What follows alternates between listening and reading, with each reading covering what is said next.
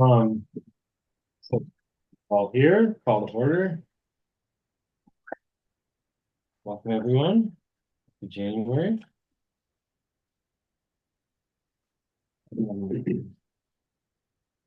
Got a pretty packed agenda today. So Matt, can you oh, I guess we'll open this up if there's anyone here for public comments, but I don't see anyone who would be here for comments. Okay, hearing none. Matt, can you give us an update on what's going on with the minutes? Yeah, I actually, I do have your December 4th, the one we were behind on. Oh, great. Done. Don't have your, first January minutes ready yet. And then we're catching up now with today. So, I can, I'm gonna stop my share. no, go ahead. Keep sharing for now because I don't have it open. Do you want to just put all of the minutes on the agenda for Yeah, next month? let's just do that. Yeah, Um, I don't think the- we need to revisit anything. Your December 4th draft is on the website for the December 4th meeting, so you're fine there, and I'll pop the other draft on and just link everybody to all of them, and we'll Yeah. scoop it up next time. Okay. Everyone agree to that process? Sounds good. Okay, then we will move right into the Benedito subdivision.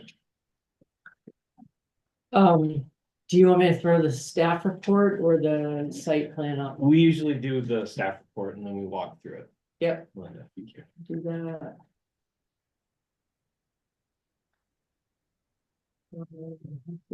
So.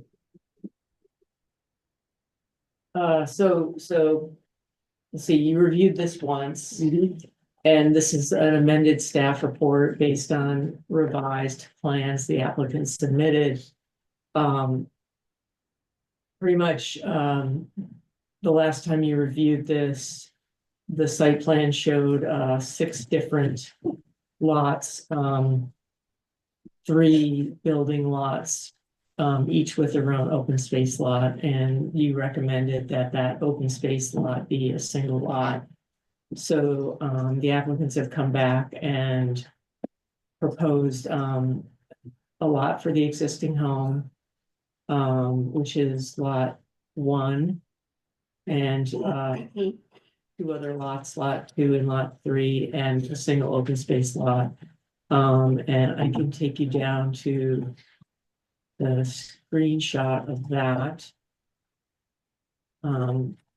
So here you see up in the upper left corner, the previous site plan. And then you had proposed that the applicant come back with something that looks like this on the lower left, and then this is the lower right, the revised site plan. Melinda, can I just make a quick correction? The commission didn't actually recommend that it had to look like the lower left. Okay. That was an example that staff drew up Okay. as just an example. One way to. All right. One way to make the open space contiguous. We were pretty open, are pretty open to what it looks like.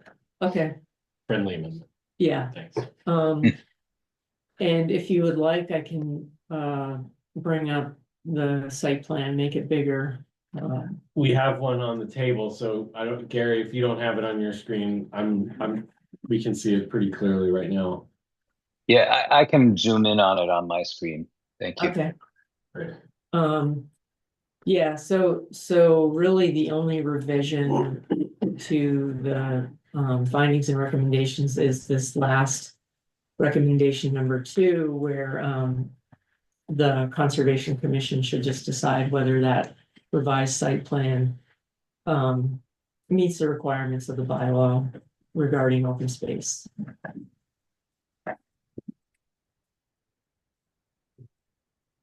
I think it looks good to me. I'm happy with it. Thank you for getting a second look at it. Anything the applicant wants to, No, I think, Melinda, if you can go back to the comparison plan, Sure. A little bit, yeah, so lot one, I'm comparing the upper left to the lower right. Lot one encompasses the existing house was like 1.5 acres before the building, the pink building lot portion. So that was reduced down to about 1 acre, 1.03. So the little kind of dog leg to the south was taken off and basically added to the building envelopes for lots 2 and 3 to make those more desirable. Those were pushed together, as you can see. So there's no gaps and such. As you recall, you were concerned with the fragmentation of the open space and its lack of contiguousness, if that's a word. Yeah. There you go. And we were able to eliminate, a long driveway for lot 3, the southern lot. So that leaves, a large corner, the southwest corner open now for, well, I think the plan would be to continue to pasture horses up there. That's Anna's plan. Yeah.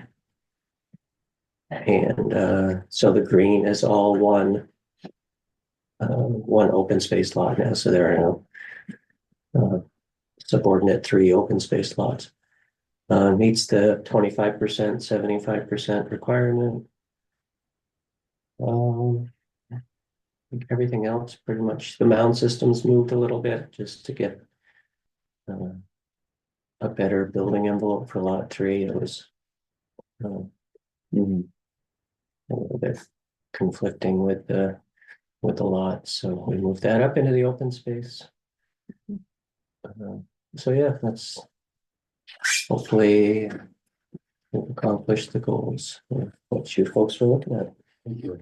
Questions and comments from the commission?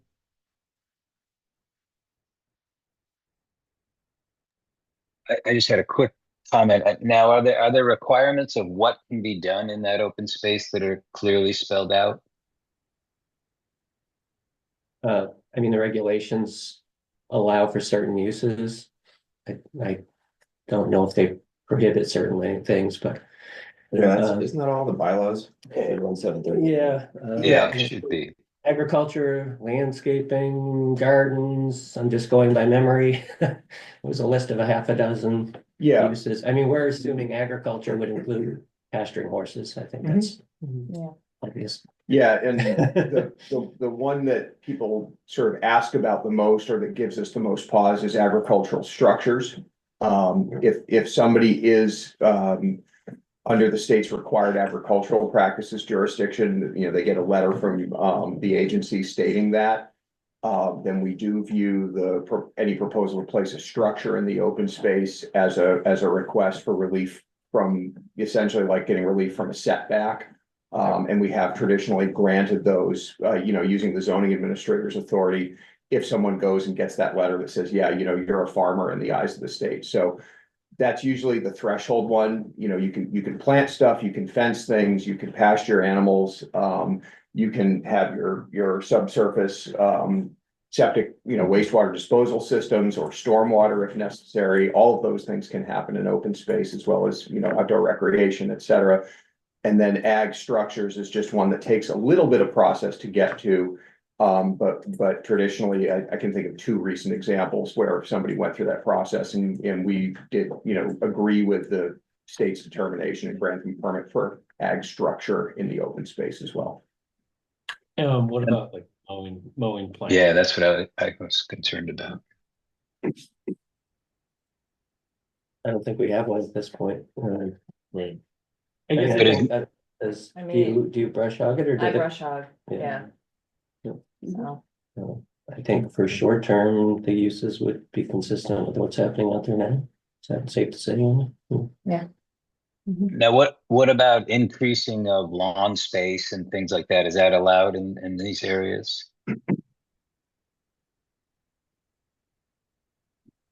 Not according to 31.7.5 on the limitations. I don't think mowing lawns counts as agriculture and forestry. So the mowing would, like, lawn space would, I believe, would have to be restricted to, is it lot 1 for the existing? home. Well, they'll all With have, brush hogging. I mean, for they'll all have agricultural lawns purposes. within their building, within the building lots, obviously. Yeah, Mhm. but the green space, other than brush hogging for agricultural use. Yeah, where we've brought a little more scrutiny on that in the past is if we have the open space, but not just the open space, but also a rare plant community or a habitat resource identified in chapter 27, we've added additional restrictions. So I can think of places where there was either a grassland bird or smooth green snake habitat, where we added additional protections in the subdivision approval. We don't have that here. But generally, the plan would be that the, manicured lawn happens inside the building envelope. Great. I don't have Any other any, questions? Yeah. I don't have any questions, Dave. It looks like a really good adjustment for the goals of the Conservation Commission. Thank you. Yeah, thank you very much. Yeah. I agree. I think it looks good. I guess one of the questions that we started having when you were last year was the nature of the community and just sort of keeping in the spirit of what Butternut Road looks like and the sort of view shed. And do you think that this design is consistent with keeping with the character of that rural road and the character of the community? I mean, obviously lot one is the existing structure and barns, so that, nothing changes there. I think because we're limited to the lots only being 25%, they have to be the size they are. We've shown the houses further apart to be more in that character. Whether Yeah, people, actually. whether people choose to build them there or not is up to their discretion, but yeah, I think we've done the best we can given the constraints of the open space requirements. Yeah, I noticed that there's almost like a hedgerow or some brushing around the next immediately adjacent to the road, and it looks like you're sort of keeping that more or less intact and just a little breakthrough for the driveway. And that's it. correct. Yeah, and for site distances and such, so there are notes on the plans with regard to limitations to tree cutting, and the DRB. We were there, came up with a proposed note, a condition of approval that was a little more, not more restrictive, but carried it a little bit further, requiring replanting if someone cuts down a tree, Mhm. even if it's a dead or diseased or dying tree, they would have to replace it, with a small in-kind replacement. And we were fine with that Okay, great. recommendation. Well, thank you. It looks like a really comprehensive and I think agreeable plan. So I guess we'll put this up to a vote. Can I make a motion? I'll move to approve the recommendations using meets the requirements of Williston's development standard. Second, Agreed. We have a second from Gary. All in favor of noting that recommendation number 2 states to the DRB that it meets the requirements. Aye. I, Aye. Okay, all approved. Thank you so much Great, for thanks coming for- back. Great, thanks for your time. Good work.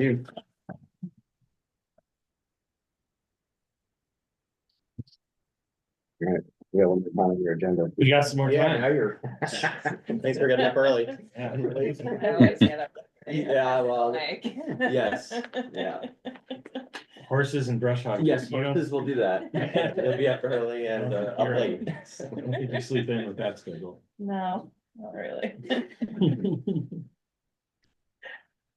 How many horses do you have? Currently only 3. 3? Yeah. Only 3. There. I had 12. Wow, yeah. I'm probably gonna have more soon. Yeah. Good. That's great. Enjoy. Thanks for your time. Thank you. Thank you. Thanks, guys. Bye-bye. Well, Matt, you gave us a whole hour for that. It was not Not what we needed. No, it's all good. Never know. Never know. I ended up being helpful. Yeah. I noticed Melinda's here. Hi. Hi. Melinda's been staffing through, this project and filling in there, so. Thank you. Thank you. What's the We'll take that, plan? good to have you here. Yeah, what's the plan for Andrew's replacement? Is he We should have, backfilling? we should have an ad in next week, Oh, to go out and recruit, and we'll Great. see how it goes. The one thing I can tell you is we made a decision to try to recruit, someone at the senior planner level. So that's sort of, you know, our two levels are planner and senior planner.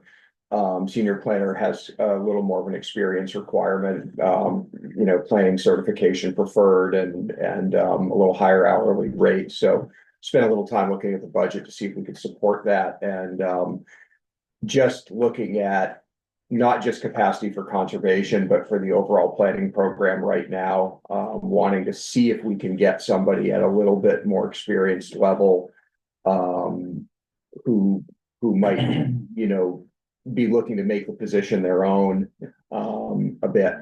So we'll see how that goes. You know, all the other recruitments I've done since I've been running the show have aimed at, really early career folks, and that's great too. But just trying to balance out what we do. And if that doesn't work and we can't attract anybody who's, you know, coming from a couple of years experience, we would look toward that more junior level, and try that and see how that goes. So cool. we'll see what's out there. I do think we have a reputation of being a good place to work for as a planner, and that helps That us will help. in that regard. So, you know, in the mix, Heinsberg will be looking for a town planner because their planner was recruited onto the new Act 250 Land Use Board. Alex Weinhagen is serving on that. So we know that'll be out there, probably competing for a different group of people. And I feel like there was one other thing like that going on that might be in the mix, but we'll see how we do. We also have interesting work. We do. For somebody who wants to come in, it's not like there's nothing happening. Right. It's, well, you know, I always said that it's like you can, you know, not that this is entirely true, but you can go be the Woodstock town planner and, you know, polish the lampposts essentially. Negotiate short-term rental regulations between the village and the town, which was an interesting thing that happened there. But, you know, there is stuff happening here, and there's an opportunity also to integrate it with, a lot of volunteer coordination, outdoor work and asset management in our conservation lands. And there's not a lot of jobs where you can offer that to somebody. So, I think we'll do okay. But it's just, you know, it's like these recruitments always take quite a while, and we'll manage the gap, as best we can in the meantime. So, yeah, well, if you know anybody, or can think of anybody that you'd like to sway over here, we should have a job description up on the website next week. So, Well, I think you should lean into that idea that if you're a planner in Williston, you're planning both urban areas or Mhm. quasi-urban, suburban, and I mean, horse farms, right? I mean, that's the idea. you spread the whole gambit. really. That attracted me here Yeah, 17 years ago, you know, that the town offers that mix and has achieved both conservation and sort of housing and urban, you know, suburban repair goals all in the same pretty small place. And that's very cool. It's very unique. It's not something that happens in a lot of places. And the institutional support and the community support for planning in Williston also makes it a very attractive place to work. You know, there's a lot of places where planners are maybe sort of grudgingly accepted as a necessary evil. You know, my sister-in-law lives outside of Raleigh, North Carolina, where, you know, the public view of planning is somewhat different sometimes. So Matt, I said a quick question. Is one of the reasons for going for a senior planner is to try to keep somebody around a little longer? Because we have had some turnover lately. Is that? Yeah, a little bit, although it's very difficult to truly, you know, predict that. You just never know what's gonna happen, but I do think there's some value in you know, some longevity and institutional memory. The other part of that doesn't really have a whole lot to do with, conservation specifically, but the other thing that planner does is manage some of the current planning load and the DRB load. And right now that's falling really heavily on Emily, and you know, Melinda's kind of coming off the bench from energy and housing stuff that should really be her focus to fill that in. And I really with some of the more complex things like specific plans or form-based code reviews, should any of those be applied for, I want really to have a couple of planners in the office who have good facility with all of Williston's development rules and can take those things on and shepherd them through. We're just finding that, you know, we had the DRB meeting for the Glazer discretionary permit last night. You know, the DRB went till about 10 o'clock before closing the hearing. Nothing bad, just the amount of time it takes to go through that. But the staff report Emily needed to put together to make that happen, you know, needed to address both bylaw compliance across, like, you know, 25 different dimensions, as well as compliance with the specific plan terms. You know, provide the applicant with clear instructions for revisions, provide the public with a clear understanding of what's happening. It's a big job. It's managing the current planning in a place like Williston is a big job. And I really like being able to spread that out so that everybody who does planning here can handle some of that, but can also take on, you know, other long range or grant or, you know, the quote unquote fun projects that are available. So that's kind of part of it too. And we can do that with a more entry level person as well. It's just it's a little bit of a longer path to doing it. So And it takes senior staff time to train them up too, so. Yeah. It's a little bit in the short term. yeah, I mean, you know, before Simon left, he actually, he did 99% of the form-based code review for the apartment building at Finney. You know, because I was looking at it saying, I want, you know, all of the planners to be able to handle that, you know, 130-page bylaw chapter that we have now, you know, be able to work through it. And that was great, but then he was only around to do that one. So, you know, that's the kind of thing I'm just sort of looking at as we can continue to spread that load out. It lets us continue to do this really good, fine, detailed work. You know, even the example of the small subdivision you saw today, being able to press the details of what is this bylaw really asking for when it's asking for open space? What is, you know, what are the goals here? And are we truly meeting it? You don't want to find yourself in a system that's so complicated that it exceeds your capacity to administer it, and then you're not really achieving the goals. And you know, that's a fear I certainly have and want to, you know, hedge against. So I think you were pushing right up against that line with that form-based code. Yes, right up. It's pretty complicated, but that's great. Thank you for the explanation. And I think a little bit of turnover is great. We are really blessed to have you and Melinda and Emily here for the duration and long senior staff. A little bit of turnover on, you know, planners is also good for fresh blood. Like there's a balance there, you know. So I think, yeah, looking forward to having a new staff person join us. I assume that person will be assigned to this committee. yes. So they'll, you know, the position is the conservation planner position. Okay. They'll have the primary responsibility for managing the workload for this group, as well as the Catamount Community Forest and other duties as assigned.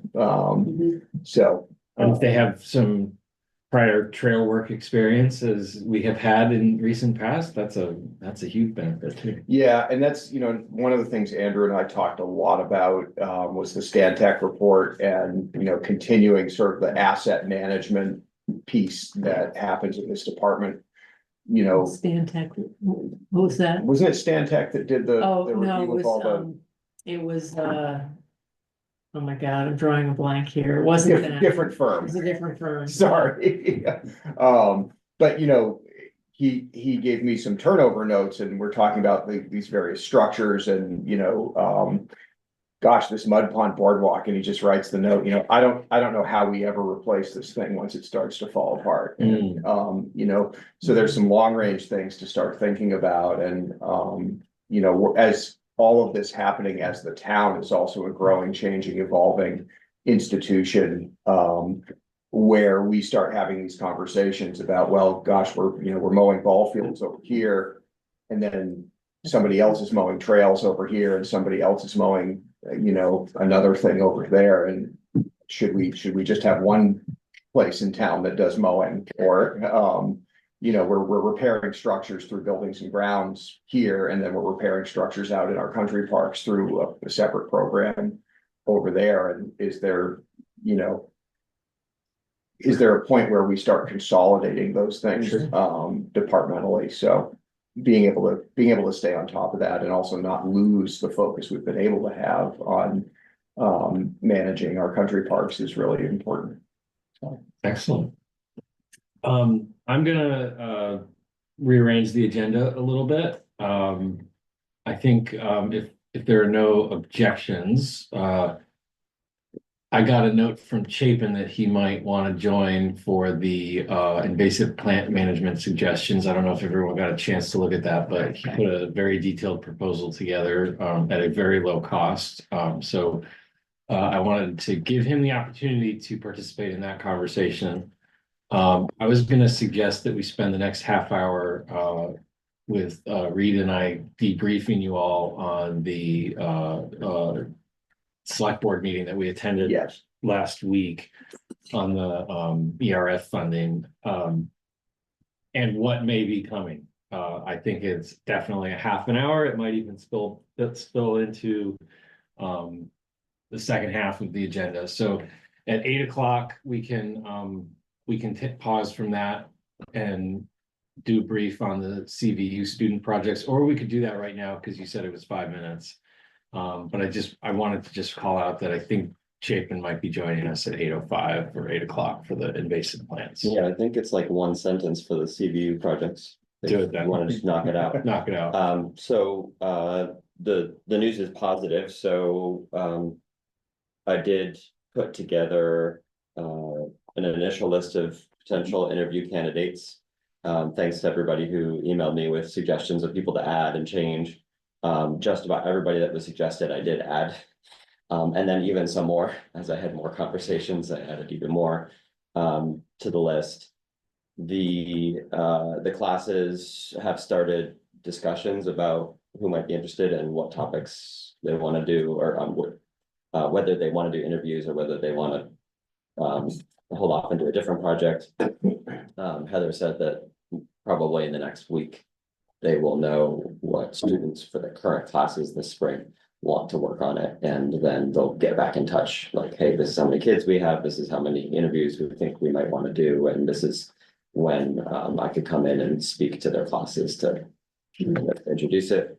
I did provide an introductory paragraph to them, just kind of framing why we even care about doing these interviews so that the kids can have that.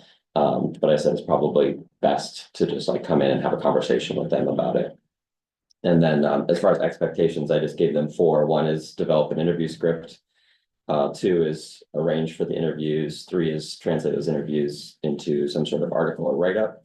And then provide feedback to the WCC on how to continue the work, because I'm sure they won't exhaust the list of people to interview. I assume they'll do a few. And then we might see if a future class wants to do more, and we might change our approach or provide better instructions based on their feedback. So Okay, great. Yeah, thanks for all that work. That was way more than one sentence. Go ahead. Oh, that's all right. It was under 5 minutes. Point that out, but They remain actively engaged. Yeah, no, that's great. So just let us know how we can be helpful to them, and feel free to bring them back if they need to. Sounds good. Great. So Reed and I both attended the town select board open hearing on the proposed fiscal year 26 budget. There were no other participants of the town, so it was a very quiet meeting. So ERF, as a result, was took up a fair amount of the public comment discussion, because it was, the only two public comments were me and Reed. I So, was quite surprised by that. But there's usually a few. yeah, I guess I was too. I think the proximity to the holidays was, it was really close. I mean, it was January 6th, so I mean, school had just sort of, been put, restarted. I mean, so if you're still sort of screwing your head back on after the disruption of the holidays, it was a tough meeting to get to, because it was like Tuesday, it was like that Tuesday night. But whatever. So Reed and I were there. I used the memo mostly as my talking points, and it was really clear based on the discussions that, I tried to make it clear that we were asking for $150,000 in funding. It was really one commissioner in particular, and I'm sorry, I don't know their names. I know Reed does. The woman on the right, Jean Jensen, Jean was really focused on the funding going out for ballot. And, she very pointedly said in response to my comments that, basically, all due respect, but your $150,000 is competing with the new, police officer position that we want to fill. And Last year, I competed with a new snow blower.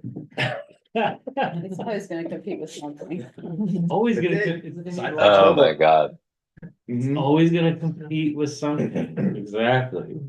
And so, that was clearly Jean's perspective, was that she wanted this to go out to vote.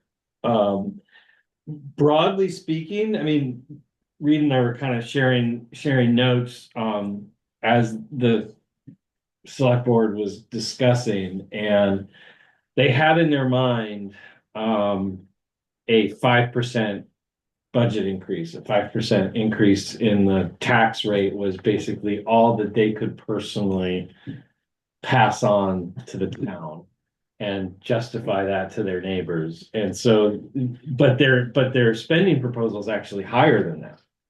And they're actually gonna take out of the town, or at least they're looking at options, I guess. It might be this week or next week is their next meeting. But they've asked the town staff to develop options that look into, potentially 7% budget increase, but borrowing against or taking from town reserve funds, which there is some great unease about. I mention all of those things because I think the context is important, because basically they're already talking about overspending what they have candidly and arbitrarily decided is their 5% maximum threshold. And they're talking about essentially borrowing or taking from town reserve funds in order to do anything else.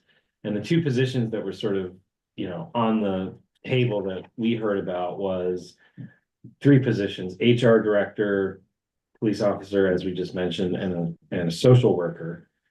yeah, I think the police study called for addition, or the police chief was calling for addition of 2 police officers, and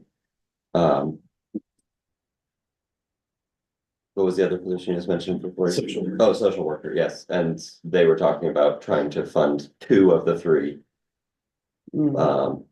Maybe a social worker and 1 police officer in the budget. And Eric wanted to fund that HR director, which the chair of the select board seemed to be willing to go along with. Who's the chair now? Ted Kenny. Reed, I'm just gonna rely on you for all names going forward. So, I've been there 2 months recently. not my strong suit. Also, I was terrible in biology at memorizing like tree names and stuff. The same part of the brain, it just doesn't work. All right, so It's okay, your brain worked during the meeting though, because I thought Yeah. their general response was, yeah, this is important. Yeah. Let's figure out how to fund it. That was their general response, and Yeah. their challenge is how do we fit within our constraints and deal with all the demands on our budget, similar to past years. So Gene at one point pointedly asked me, so if we don't put this in the budget, and we put it out for ballot, will the commission, take on the work to basically like get it passed, promote it? And I said, if you don't put it in the budget and it puts on the ballot, it is clear that the commission will have work to do. And very political response. I personally, this is just my opinion. I know it's only 150,000.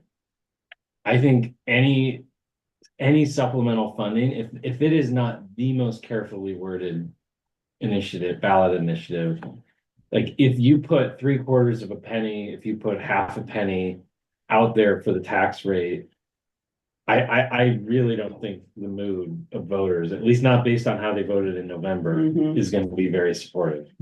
And so I am worried that either this commission gets out ahead of its skis and tries to put a huge effort into like promoting this thing, even though we know it, at least from the people who responded to the town survey, the majority of people supported it, right? But that's of the people who did the survey. So the people who did the survey are obviously inclined to think about planning and, if not progressive, then at least be engaged in town planning decisions and probably think about this sort of stuff. But if you just put to every sort of, voting member of the community, like, should you raise 3/4 of a penny on the tax rate? I think that's gonna be, unless there's like a $2.5 million bond next, right next to it. Like 100, where we say like, all we're asking for is 150,000. Can we work with the select board for the placement of the ballot? Exactly. Or the, Exactly. the item on the ballot? It's like, here's a request for $2.5 million for whatever parking lot project they want to plan next. And then next to that is only $150,000 for permanent preservation of open space. I mean, we could figure out how much that would add to an average tax bill. I mean, it doesn't Yeah. seem- We figured it out, it's like $30. $30 if it's 3/4 of a penny for a $300,000 home. I think the median home price is like somewhere between 300 and 400. That's what Andrew and I and Andrew and this commission sort of worked out. So that's the sort of long and short of it. There's lots of sort of like subtle details. I mean, we were there for not too long, about an hour or so. But Reed, do you want to add anything to that? I know you seem a little bit more ambitious about what can be done with this initiative. And last thing I'll say, I was a little bit peeved that they're only giving us like a month, basically, between when this thing is noticed and when the vote actually happens. I mean, like, that's no time at all to do an actual campaign of any sort. Yeah, well, the early voting, as I understand it, begins in like mid-February, and so that's the earliest somebody can vote, I would imagine, because there's not major like national elections and stuff that are going on, that most people will probably vote in March, but but some people will vote early, so in order to catch everybody, we'd have to get something out pretty quickly. Yes, if a full penny would be $30 for the year on a $300,000 assessed value, which is the average in Williston. 3/4 of a penny would be $22.50, and if it went for just half a penny, that would be $15 a year. Month by month, if you did half a penny, that's $1.25 on an average home per month. And I thought that was something that most people probably could understand and get behind, like, oh, okay. If for an average home, $1.25 a month is what's proposed to put into the environmental fund for permanent conservation and trail connectivity in the future and stuff like that. So my philosophy is that in order to get that much money, so half of a penny would be $100,000. It's taken us between 2 and 3 years on average recently to get that much money. So my view is, what do we have to lose if we don't get it this year? then next year we can ask for it to be in the operating budget. Mhm. And we've lost out on maybe $30,000. If we do get it, then we can try to establish it as a consistent, reliable year after year thing in the budget. And with a lot more time to build support for it and help people understand what the value that is delivering. So that's kind of just my philosophy, because I feel like it's not a permanent decision, it's just a decision for this year, and their indication is that, I mean, if they want an HR position and they want 2 out of 3 police positions, and they don't want to go above 5%, we're not gonna get much. So that's where I'm at. Eric, just for everyone's awareness, I think Eric was pretty clear and I think helpful in explaining to the commission, to the select board that these are not permanent authorizations, so you cannot just go out to ballot once. And I know that, Matt, you mentioned that in our last meeting as well, I think, is that the town lawyers reviewed the sort of state laws. And to the extent that we already have a fund created, we have the ability to just ask what that rate could be for one tax year. But that is not a permanent rate. They have to go back and renotice this every year. And so I guess how this worked, and this, I appreciated hearing this history from the back and forth of the select board, was that the ERF was initially funded by a ballot initiative. And it was considered too much work to have to go back every year. And so when this thing started, they just basically took whatever level it was funded at in that initial ballot initiative, and they said, okay, voters approved this, so we'll just put this in the operating budget. And at that level, and obviously with time and then with turnover, that has just gone down and down and down and down and down. And so I think that is the one thing that I would just, this would rebalance us. Like, if this was approved, that is, like, we probably wouldn't go back out for ballot next year, is my guess.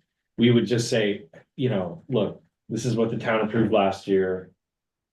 Approve it again, Just put it, but in the operating budget. but put it in the operating budget. Yeah, I could. It's optimistic. I mean, I thought you were saying just put it as a separate ballot. oh, no, You did it last year, just do it again. no, yeah, no, as, yeah, no, as part of the operating budget. So I think, you know, but I'm kind of just back to, of all the years that we have to put something on the ballot for more spending, you know, well, I guess I want to invite some conversation back and forth on that. I like the half a penny and I think every year we could be saying the same thing, you know. Times could be Why this getting- year? Yeah. So I think there are a lot of people out there who will support that.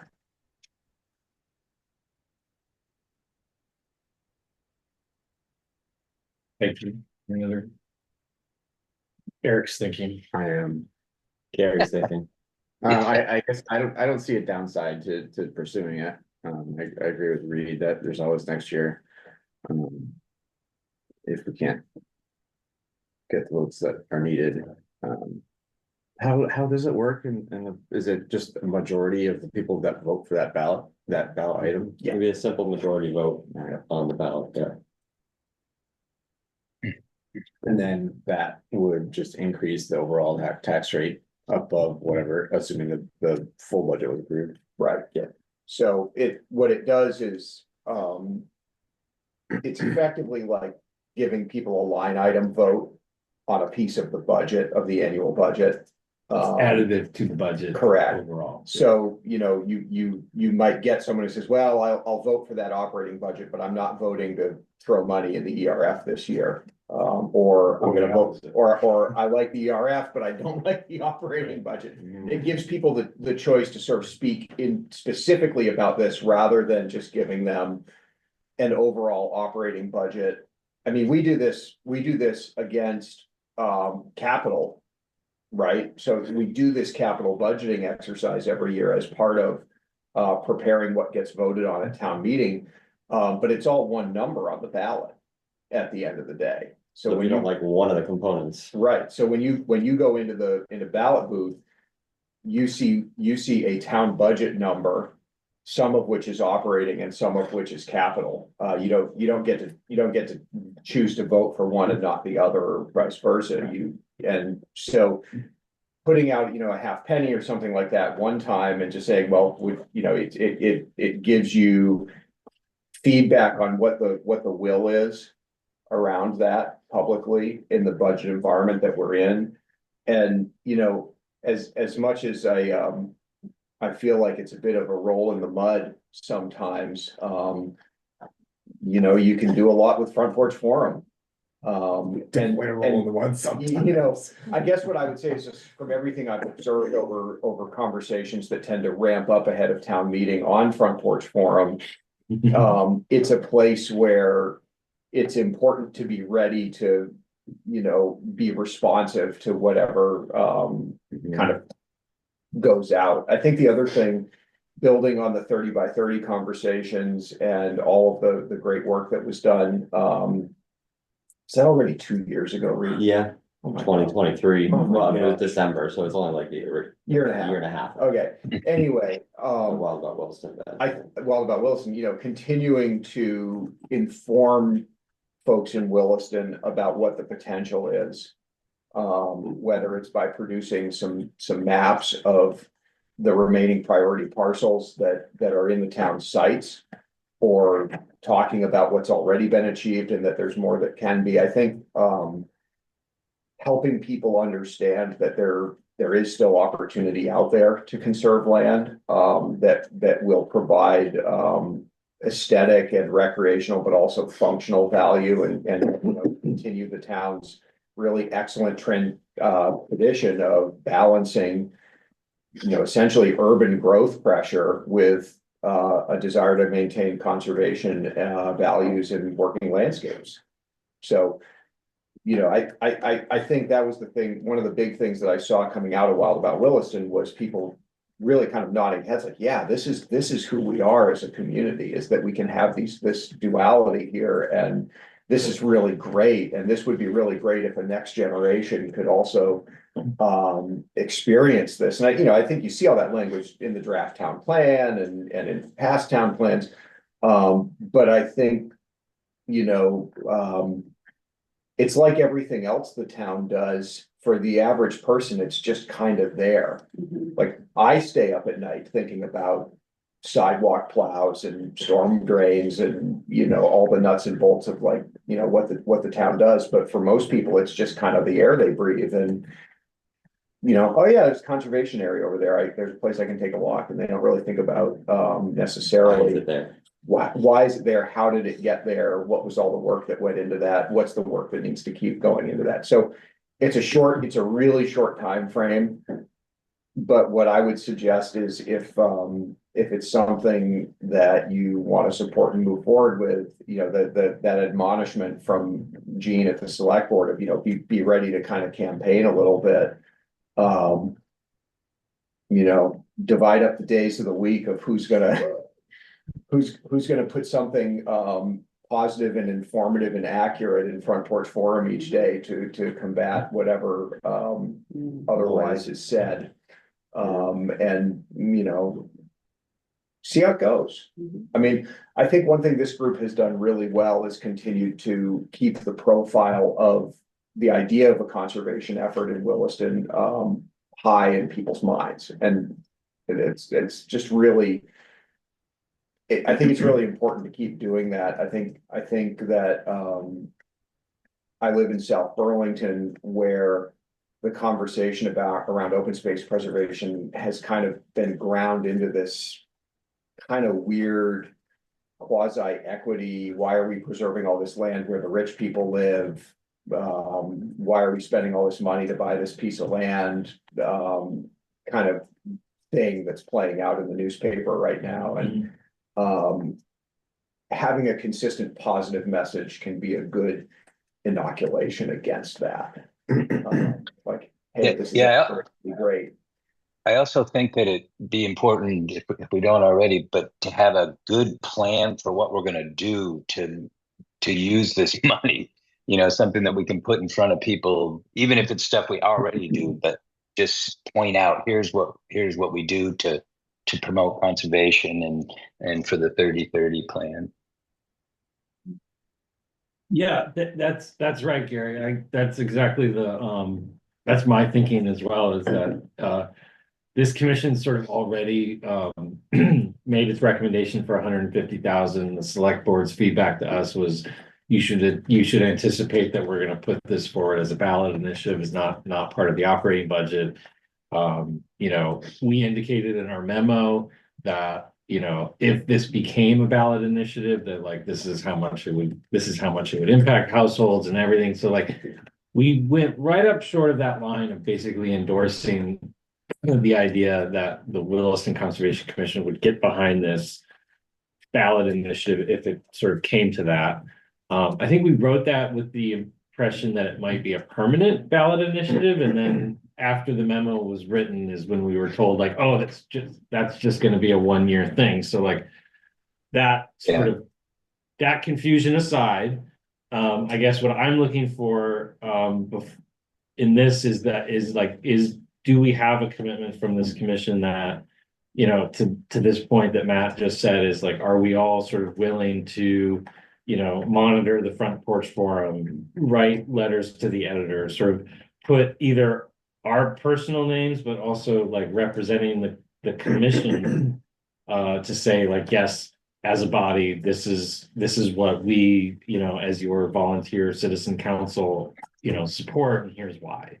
Because it's, you know, Gene's point, it's not gonna pass by itself, right? We're gonna have to do some work. And so I think if we're gonna make a recommendation to the council, either at their next meeting or through Matt or through Eric or whatever. I mean, ultimately, I have some procedural questions, but I want to be clear. So I'd almost like it if someone could put it out for a vote here, is whether we would support continuing. It's clear we're not going to get any money in the operating budget. That part is clear, or at least No significant, not very much. yeah. So do we continue to support this proposal?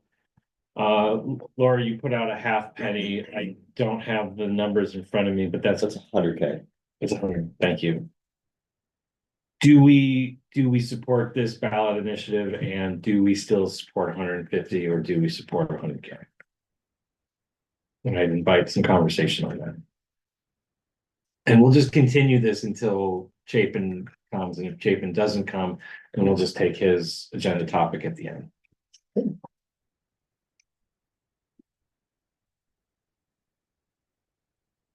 I think it's worth it. I think it's, you know, if nothing else, it at least gets this marketing campaign such that the commission can put together anyway in the next month. Would elevate the conversation on Front Porch Forum. And how did you frame it, Matt? Something about mud, or rolling the mud. Yeah, it just can be ready for a roll in the mud. I tune that part out. You know, my advice is, don't ever reply to anything.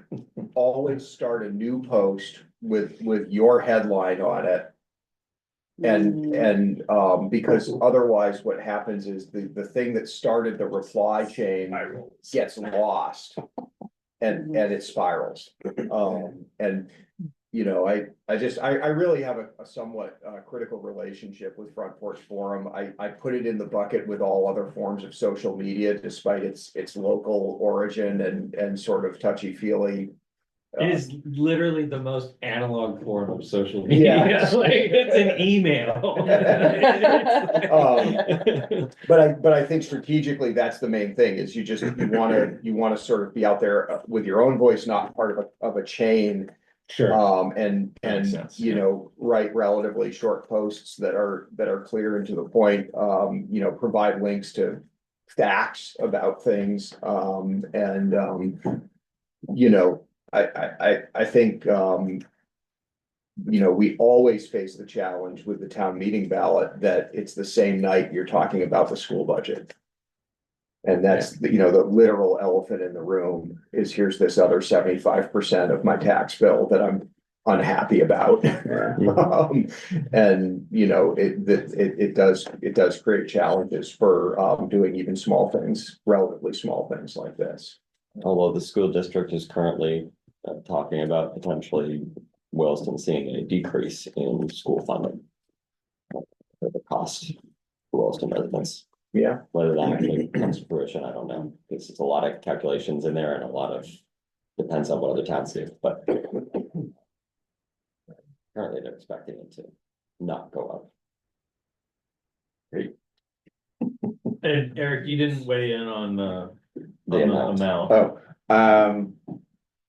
what's so it was 20. So the 100,000 versus 150,000. 150,000, it was gonna be an average of what, about $23 or something? 22.50, Yeah, and then 100,000 would be, what's, $15 or $1.25 per month on an average assessment. I should mention that, again, Jean, because she was the most vocal in the select board, said, well, if you're asking for 3/4, I would just bump it up to a penny because that'll adjust for inflation. She didn't have any other reason other than to just say it was a round number. I don't actually agree with that personally, because I'm sort of the, you know, the convenience store, I'll buy something that's less than $1 before I buy something that's exactly $1. Bargain hunter. Yeah, bargain hunter, right, that 99-cent item? exactly. I think half So- penny is just easier to think about. The 150,000 is the amount that we have calculated with Melinda's help back in the day. You know, looking at how could we actually get to 30% by 2050 and how much money would it take over that time period? We came up with 150 a year. Now we're behind, so 150 won't actually get us there if we get that year after year. But that's like the rationale behind that number. Anything less than that Right. would be falling a little bit short, might be slightly more likely to pass, but only if it can be clearly communicated. So just for reference, like why 150, and then the only reason to consider, like, for instance, 100K would be because it would be a split half penny, so it's kind of a more even number. And it also comes out to something that is pretty easy for people to understand, $15 a year, Mhm. $1.25 a month. Those are like numbers that I feel like could show up in a front porch forum post and people would be like, okay, Yeah. I understand that. $15 a year and $1.25 a month. Yeah. All right. It's a half penny. Yeah, I don't love 100,000 a year just because I think if you put that into perspective of a piece of land that we'd actually want to acquire. You know, I know that we've got that great talking point that every dollar we raises $2 in supplemental external funding. But $1. Yeah, we generally get 2 for 1. We generally get a full 100% match on average. right. Yeah. So it sort of raises the question is like. Most of these parcels that we would actually be interested in purchasing would be over $1 million. Now we have 500,000 in the bank, so like maybe that would work for one. I don't know. It seems small to me, I guess. Yeah, but that might be why it would work. Right. No, yeah, and it would be more than what we got last It would be triple Right. what we've been getting in recent years. year. Right. Yeah. What's our By current, the way. what's our current account balance for the ERF? 530 something odd. So even 100 wouldn't get us to a project, or would get us close to a project, I guess.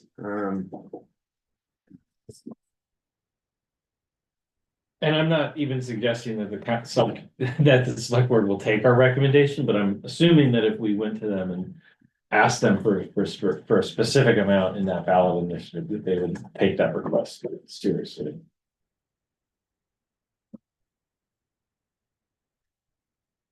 I think, as much as I want to agree with 150,000, I feel like I do agree with it would be easier to sell at 100,000.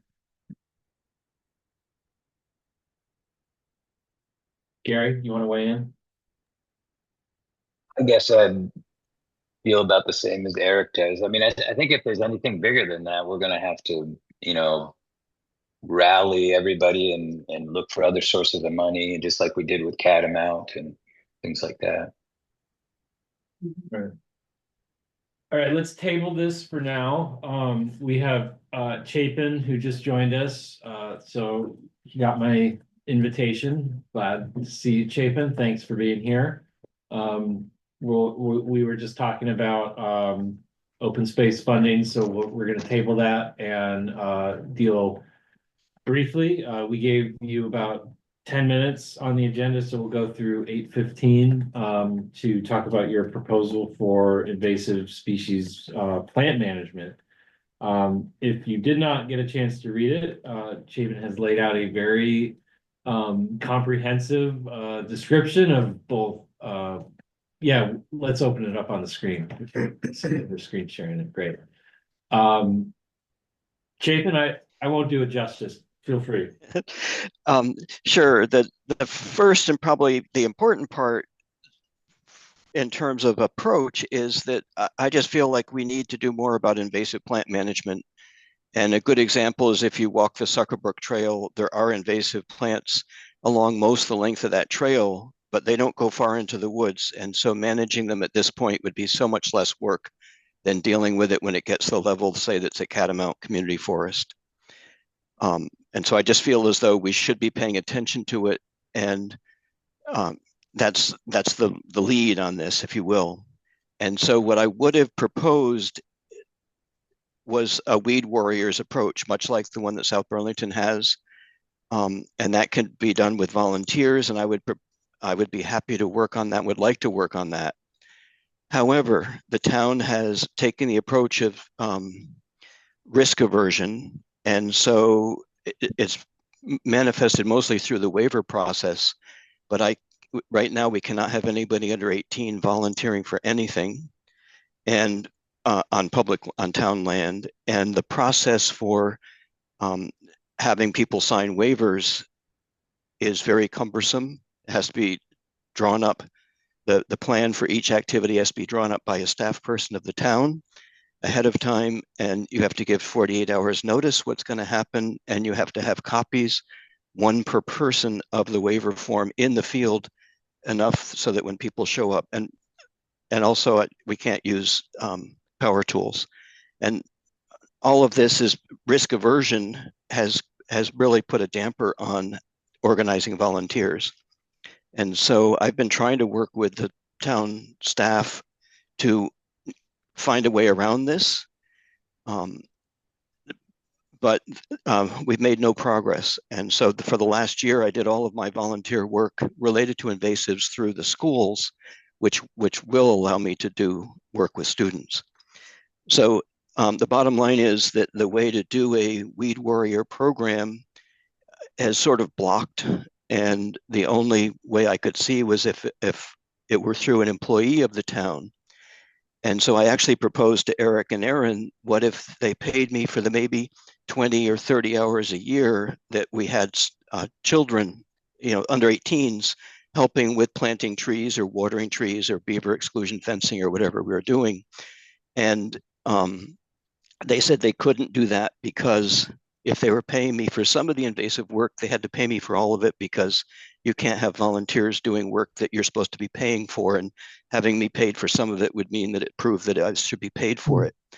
And so I'm backed into a corner where the only thing I could think of to propose is to hire me for all of my time working on invasives. It's not all my time volunteering for the town, but the invasive work specifically as a way to do it. And so that's where at the bottom of the page there, you see a suggested approach given the circumstances.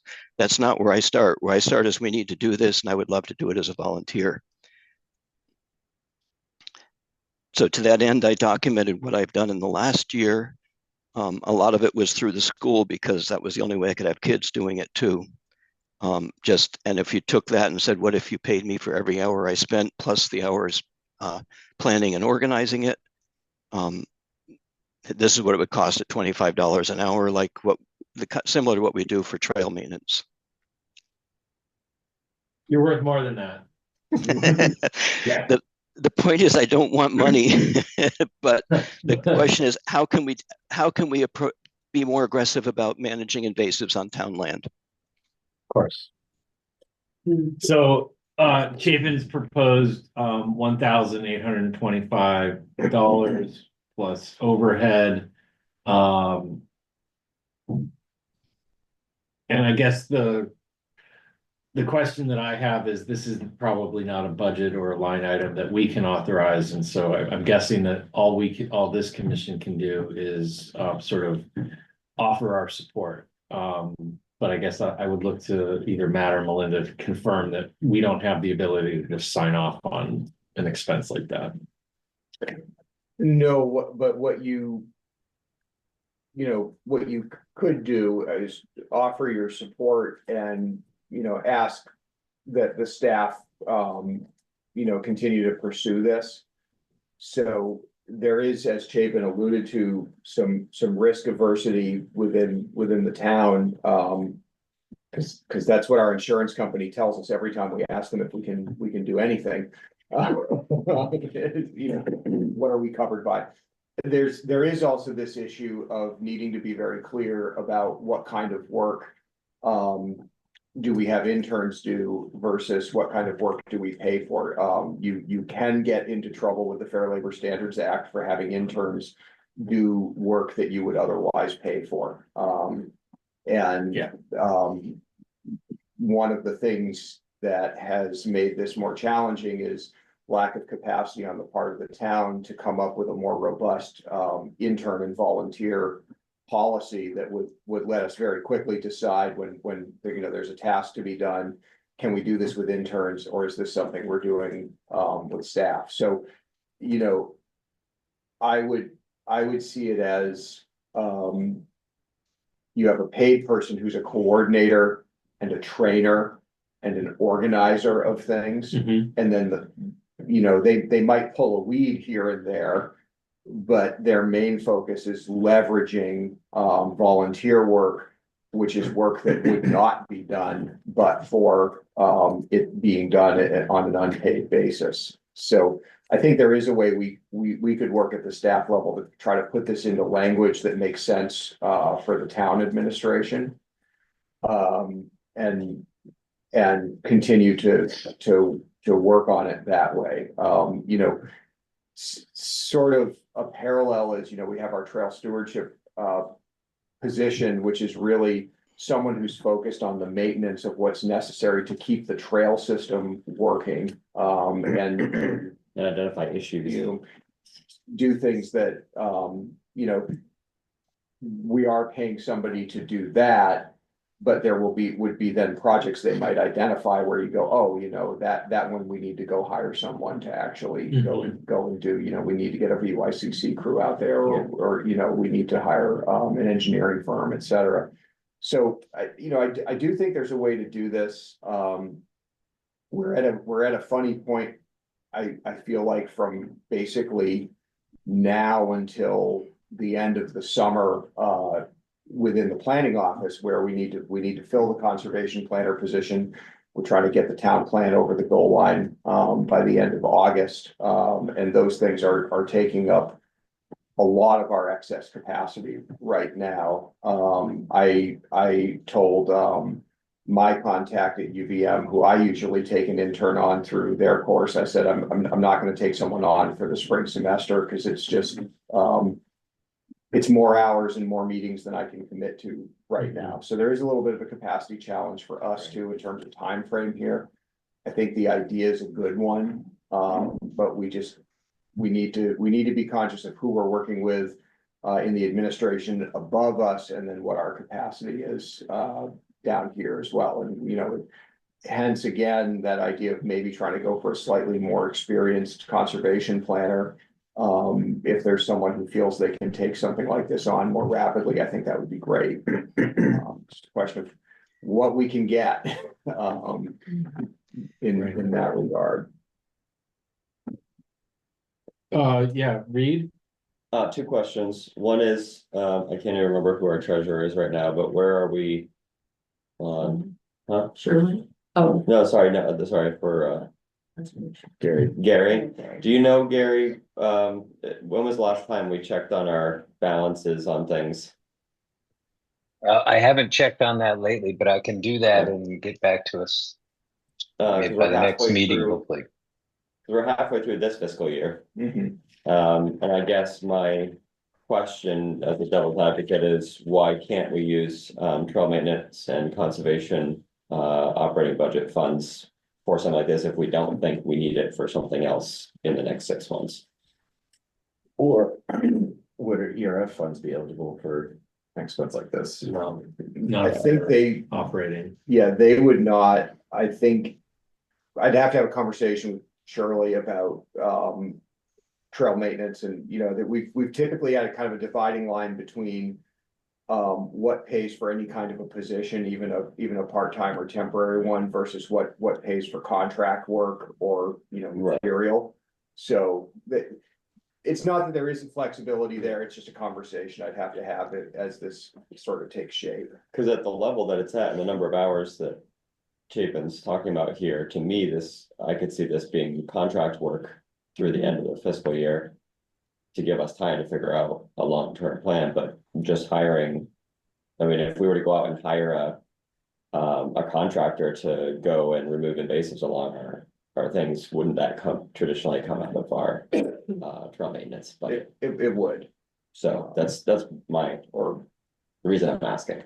And do contractors need their own insurance? Yes, Okay, so that doesn't solve the insurance issue. yeah, anybody we hire has to give us, you know, their certificate of insurance with the town as insured, et cetera, et cetera. Well, I guess, I'd like to go back to our table topic, but, come to a David? resolution on, yeah, go ahead, Um, David. I was just going to say, to me, you're focusing sort of on responding to the bottom line, which is a workaround. It would be useful to me if the Conservation Commission expressed support for managing invasives on trails and around the town, and for starting some sort of a weed warrior program modeled after other towns, what they're doing. Yeah, If you express support for those goals, then the question of how do we achieve those goals, you could leave it to staff to work with administration how to achieve those goals. One of, you know, what Yeah. I'm suggesting is, to me, the easiest path I can see to immediately get around some of the roadblocks of the current waiver process. But to me, the important thing is, what are we trying to do? yeah, you kind of read my mind there, Chapin, is like, I actually don't know that I want to get involved in the town budget discussion of, you know, staff and part-time staff and whether the WCC can pay for it or not. Like, I would put all of that just into the sort of category of go figure it out. I would like to advance a motion, if we could here, to say exactly to Chapin's point. You know, we support the concept of weed warriors. We accept that the invasive species in Williston are a problem and they need to be solved. And you know, we sort of ask the town to proceed with exploring an option like what Chapin has addressed, and all due consideration for, you know, any budget or, you know, staffing recommendations aside, the concept is a good one. So I would like to advance the motion. of Dave, that. I think you just made the motion right there. Yeah. Okay. Yeah, why not? Yeah, Great. So does anyone So- second that? I'll second. I wanna make sure the motion Can't is. make the motion. Yeah, that's what I know. I wanna make That's sure the the motion problem. is clear. I'm happy to make the motion, but I wanna make sure the motion is clear to staff for the notes and for next steps. So Go I'm ahead. giving Linda a second to write. Look like you're writing something. No, Okay. I'm Alright, not so- really clear on what this. So I think what you're, in a really general sense saying is, you're supporting the initiative that the town should have an invasives management programmatic element on top of its trail maintenance element that it already does, that it should advance toward a program that is like the South Burlington Weed Warrior program. And find ways to be able to effectively bring in volunteer help in order to do that work. Is that? I- Okay, I think that, yeah, I think for me, invasive management should be a volunteer managed program.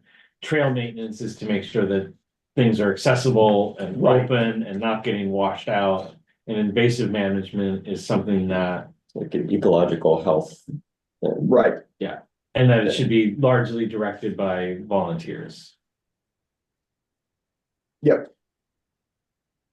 Not entirely, not disagreeing with that, but I think it's helpful to have a paid person to manage all of that work, all of the network of The volunteers. coordinator role.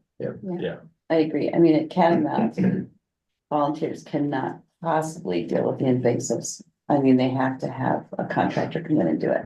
Yeah, I guess the way I would phrase it is that volunteer efforts are critical to the success There of you an go. invasive management program. Yeah.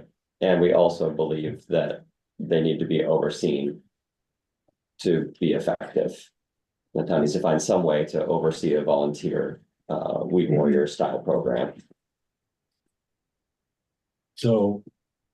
Weed warriors, Invasives are invasive, so I guess, Matt, what I would move is that the Conservation Commission would like to would like staff to, one, share with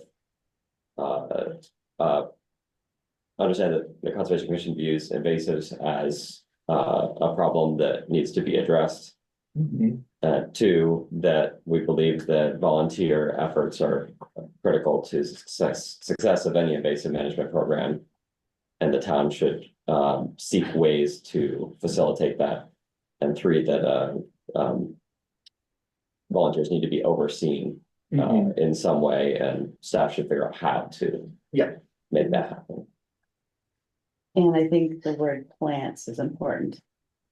Invasive plants, only because invasives could be insects, Okay. yeah. Or And if I could emphasize the point that managing invasives earlier is much less work than managing them later. And that point is really come home to me as I try to deal with things. Yeah, the difference in the preventative measures versus trying to recover once invasion is significant. all right, so I've got a motion from Reed as follows. The Conservation Commission views invasive plants as a significant problem that need to be managed. Second, volunteer efforts are critical and the town should I feel like that bleeds in. Town should just take invasives as part of its as part of its mandate. And then three, volunteers should be overseen by the town. mm, Invasive plants, to Laura's point. We got that. Yeah. So three-part motion from Reed. Do I have a second? Sure, I'll second that. Great, put it up for a vote. All in favor of the motion as just said out loud by me? I, Great. All approved. Thank you very much for your support. Thank you, Chapin. Thank you, Chapin. Can I just add one quick thing? I don't know how long it's gonna take for that to, if the town did support it and how long it would take, but I will look into how much money we have left also to see if there's some kind of head start we could give it. So that we can be on the ground next spring doing, invasive management. Yeah, and maybe we hire somebody for Yeah, next the year. fiscal Yeah. year to oversee it as Yeah. a contractor, and then we figure out a longer term plan. Yeah, the Vermont Youth Conservation Corps might. Option to explore, Do they do invasives? I think so. Yeah. are they over 18? Well, they would That's have their own their- insurance. Yeah, Oh, once they we would have their hire own them, insurance. Okay, Yes, that Yeah. keeps us okay, good. clean or safe on that, I guess. Oh, yeah, the Boy Scouts have their own, or Correct, so. Scouts have their own insurance. So we, Yeah. that's the thing is, we bring an organization in to do volunteer work that carries its own insurance and has its own responsibility for people, especially minors. We're fine. It's when we're the ones initiating the activity. If we just say, hey, we're gonna have a big weed pull next Saturday. and a bunch of people show up, including people who are under the age of 18. For those who are over the age of 18, we have the volunteer waivers, we have the process. It is, you know, a little bit bureaucratic, but we can do it. But we don't have that ability, if someone under 18 gets hurt, to say, well, I was volunteering for the town. And that's where our insurer has said, no, you know, you're not set up to do that. How is that any different from Green Up Day? I had that Because conversation. with volunteers staff. are not working for the town, they're working for Green Up Day, right? I mean, that's the It's- organization it's- that's. Yeah, it's like essentially, we're facilitating a state program. And we're really kind of just giving people the bags, but to be honest, you don't. If we started asking passive, our insurer, that question, Right.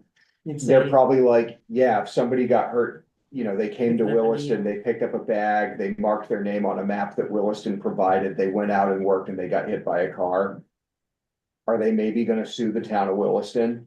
Sure. Mhm. But there's a little bit of separation there in that we are participating in a state program. Chapin? I just want to say the idea of having a coordinator, whether it's me or someone else, is that that person can be background checked by the town and can oversee volunteers who are under 18.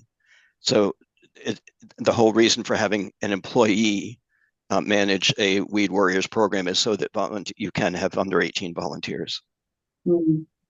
Thank you, Chapin. We do need to move on, but I guess my last word on this, I guess, would be is that if you haven't posted that senior planner position yet, Matt, I would strongly encourage to consider adding a function like this as part of that.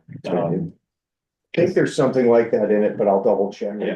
I do have an opportunity to add a little bit of language to that before it goes out. Yeah, so. especially if we're gonna get a senior person who is sort of, you know, has that level of experience to sort of serve as a coordinator and, you know. Oversee interns and volunteers on Exactly. conservation projects or something. All right, great. We're gonna move on. Thank you, Chapin. Thanks, Chapin. Thanks, Chapin. Back to our open space funding, open agenda topic. That last conversation certainly also kind of budget and town business related. I guess I'm unclear as to what the select board will actually sort of hear from us, but I think that if we either passed on a message or either whether that's through Gene or Matt or Eric, as to like what our preferences are. I would feel comfortable sort of saying that sounds like this commission is committed to supporting it in some campaign form or fashion. I know Reed has some further ideas on that. I'd like him to, you know, the town staff can't actually be involved in that, but I know you have some ideas. The suggestion by Gene floated at a penny. I'm hearing that no one is going to be supportive of that. I would love to see it, but Love to see it. I just don't see it as a ballot. Yeah. I agree.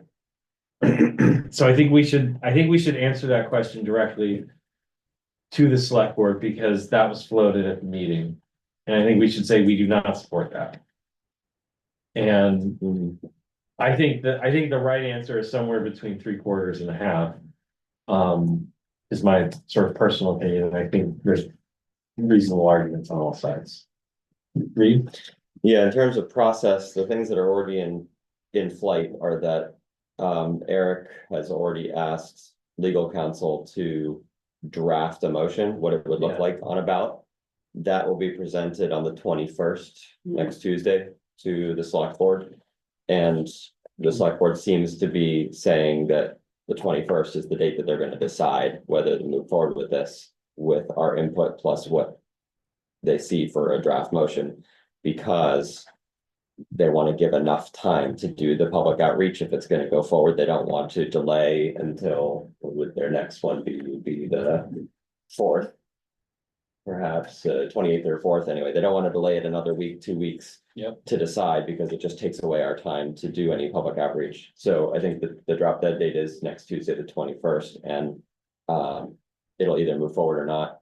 Eric did say that the penny, 3/4 of a penny, half penny, whatever the number is in the motion can be changed Mm-hmm. at that meeting. So it's the drafting of the motion doesn't need to have that hammered out leading up to the 21st.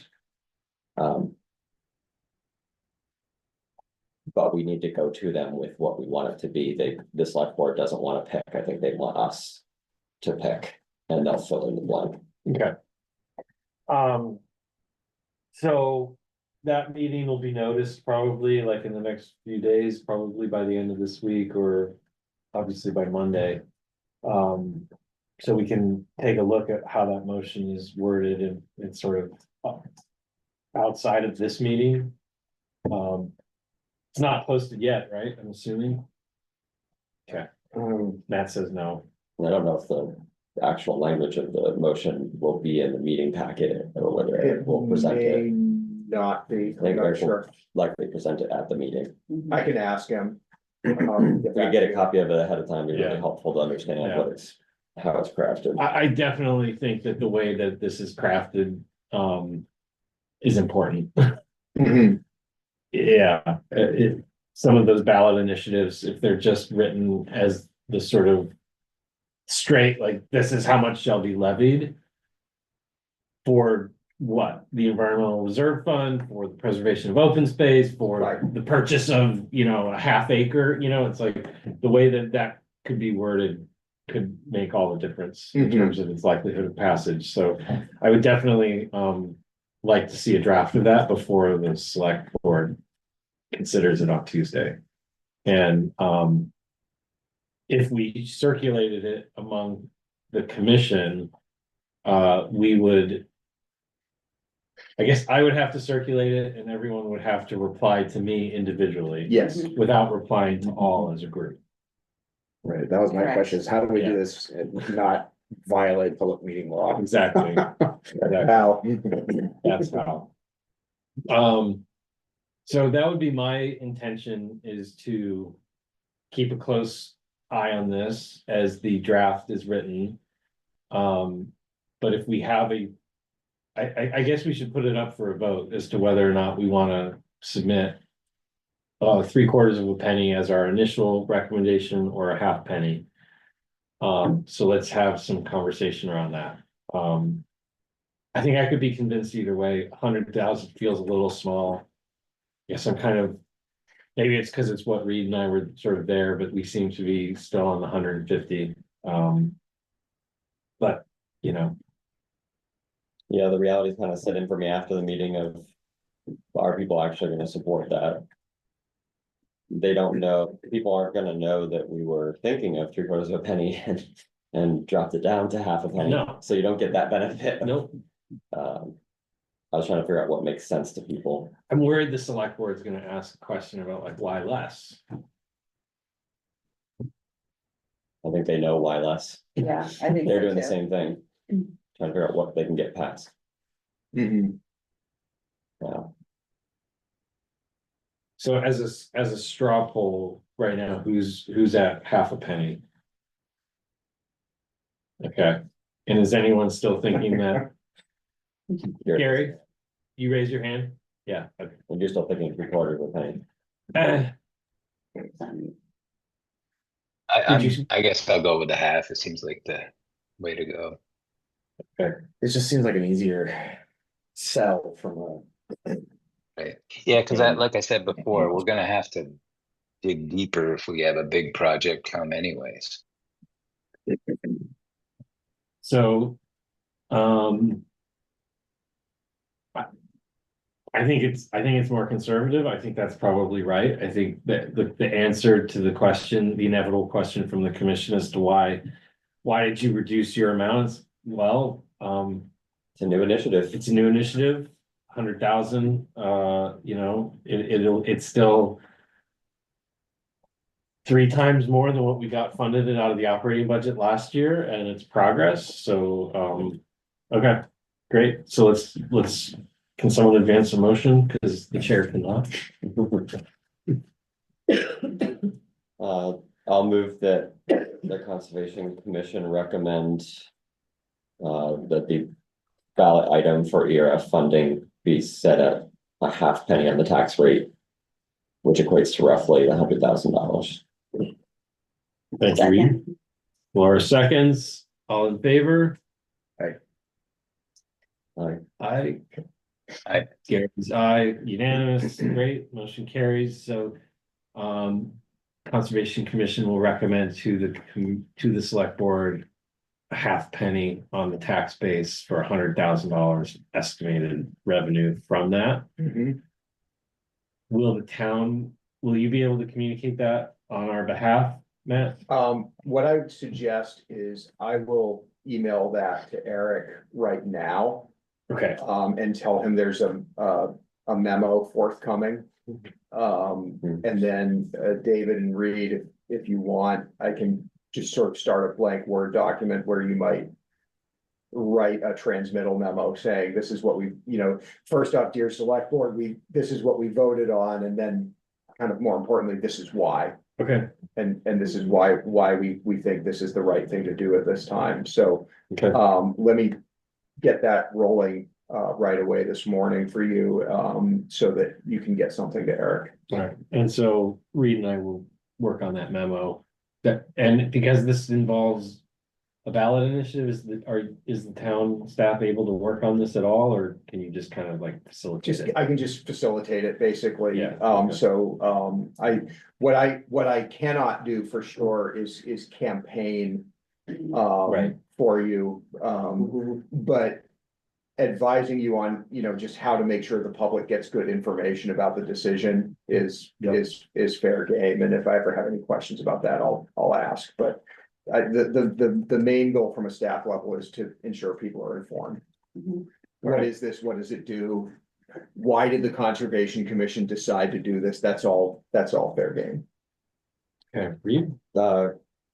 Assuming that the select board agrees and wants to move forward with this.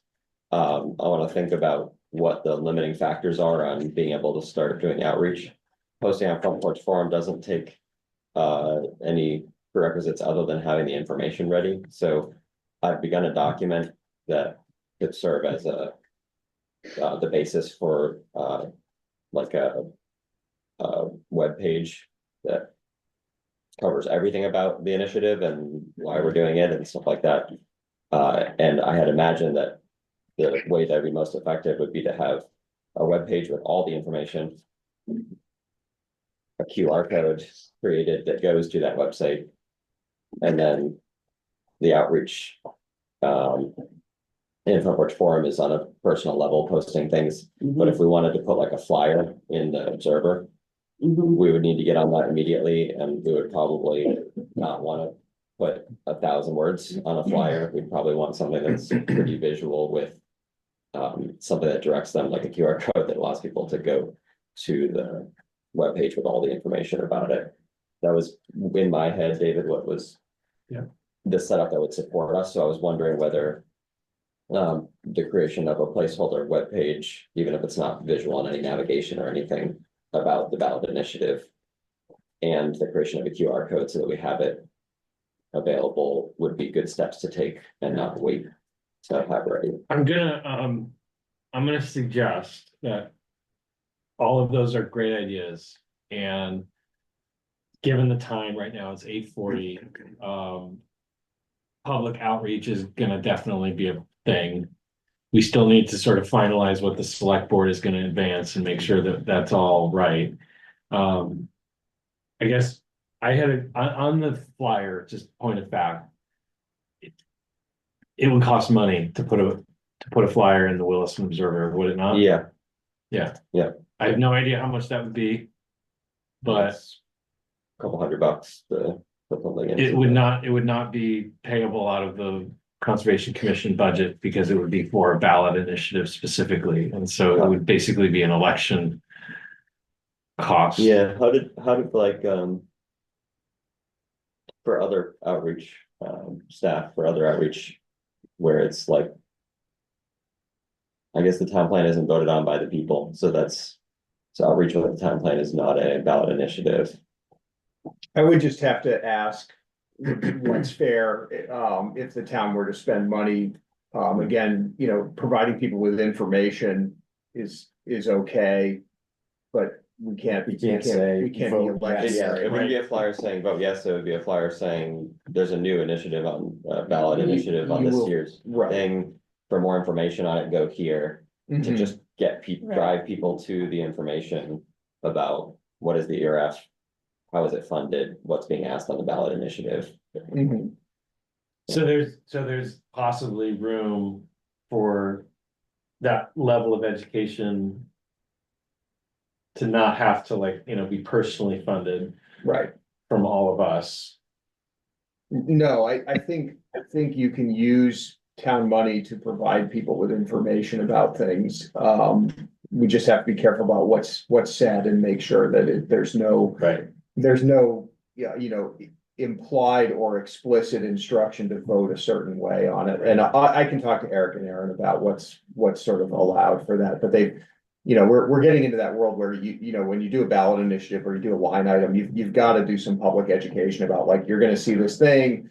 The language is gonna be kind of legalese. If you vote yes, it means this. If you vote no, it means this. Yep. I mean, literally, there's been times when things go on ballots where people don't understand, or they assume the opposite of what yes and no mean. And, you know, it's a proper role for the government to make sure people know what they're voting on, or know what they're gonna encounter on that ballot. Right. So, I can talk to, Eric about that as well. If that all applies, then putting up a fact sheet, you know, similar to how there's fact sheets in the wild about Williston. Yep.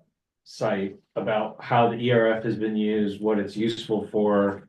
You know, potentially showing the calculations from the memo as to what a half penny yields as far as 100,000 in funding and what the total, against what the total needs are. Mhm. That could all potentially, and everything we've submitted could potentially be sort of posted on a site, Mhm. if that all holds true. Okay, Okay, I think fact sheets are. fact okay. sheets. Mhm. So we'll call it a fact sheet and not a website. That sounds good, yeah.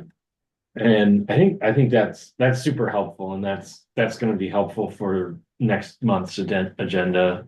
To really dive into that and what it should look like. And then I would also probably think about, for us personally, you know, who's monitoring front porch forum, who's gonna, you know, coordinate posts and all of that kind of stuff. I think all of that outreach discussion should be on next month's agenda, and we shouldn't get too hung up on it right now because we're just sort of talking about it. It'll be the 5th of February, we reconvene. Is that right? I think so. Yeah.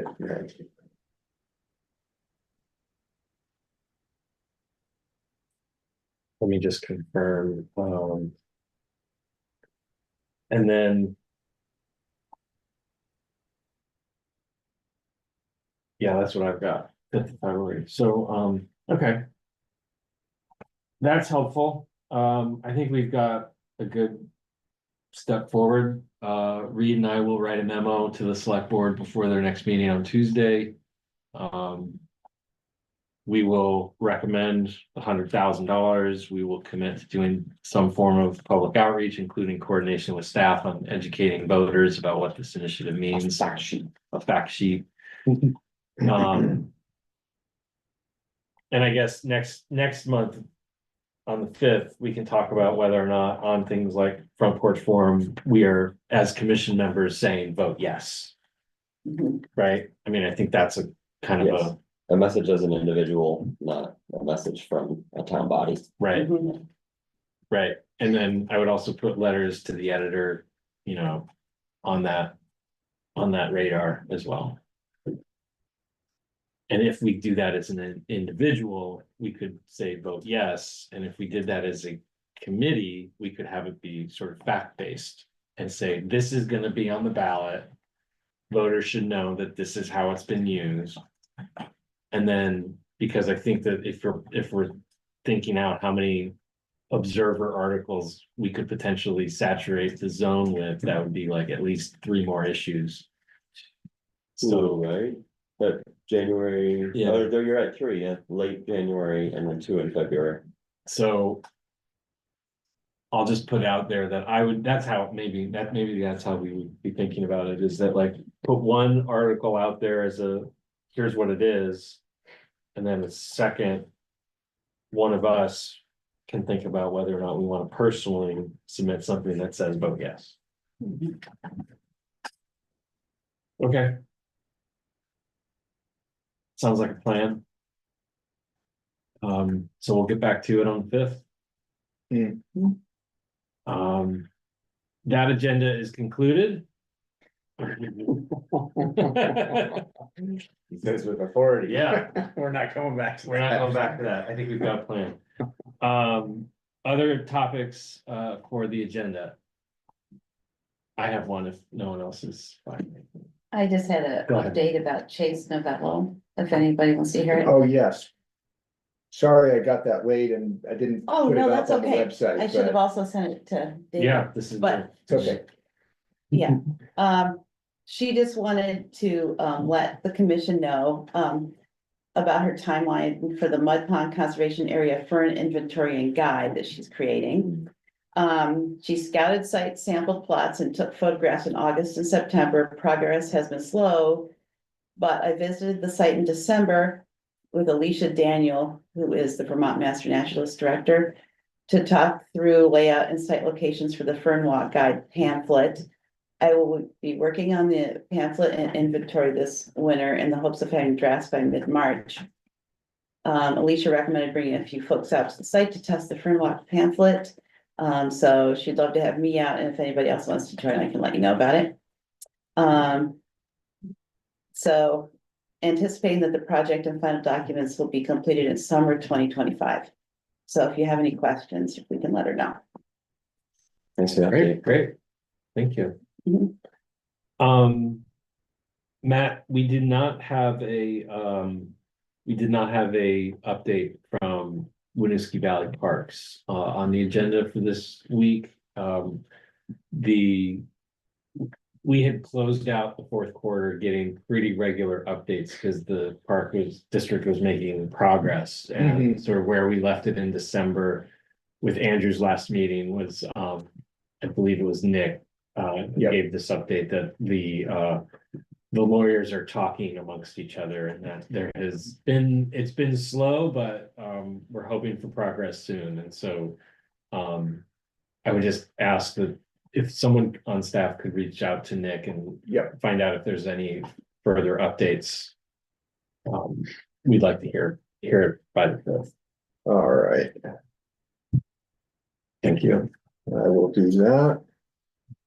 Assuming you haven't heard anything. I haven't, but I have it on my list to continue to be in contact with Nick and, bring them back to be on one of your agendas when there's something to talk about. So I'll send an email, I'll copy the 2 of you right now, just asking him if there are updates, if it's worth getting him on an upcoming agenda, or if he just wants to send something. But, one of Andrew and Simon's advice both was, that keeping the Parks District talking with the Conservation Commission regularly about this seems to help sort of move the project Yeah. along. So we'll keep doing that. Great, thank you. Reed? Of course, my question went out of my head as soon as you said read.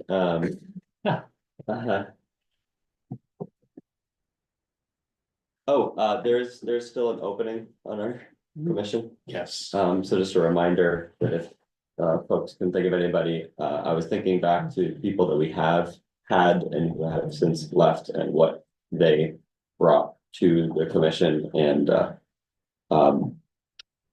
bird expertise is an area that we have had in the past that we don't have necessarily today. So that was one thing that came to mind.